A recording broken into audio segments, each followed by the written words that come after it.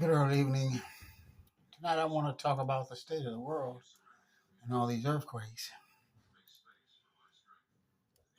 When we talk about global warming and we talk about El Nino effects and all that, it it starts close to the Ecuador where the oceans heat up and we see the evidence of El Nino's beginning.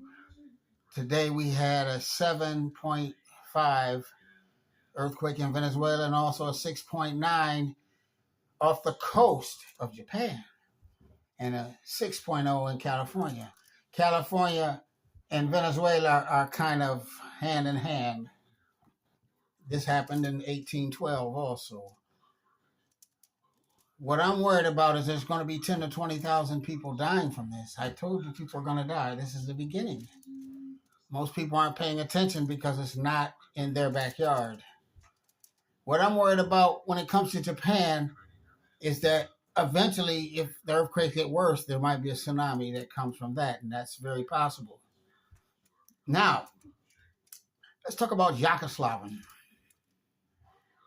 If this glacier melts, it will raise the oceans by 24 foot, and right now it's melting faster than perceived. The thing about Yakoslavin is not what you see. It melts from the bottom, which makes the top fall into the ocean, and no camera can get to that. So it's in God's hands, and that's by design. But know this, it is melting faster. As far as the El Nino effect, you got to remember, some places are going to get more rain and some places are not going to get more rain. They're going to get drought. But more rain kills crops just as much as not having enough rain kills crops, which will send us into simply a famine. This is coming among us. I've told you before, everything that I say comes to pass. People should start storing up things because the price of food will get astronomical.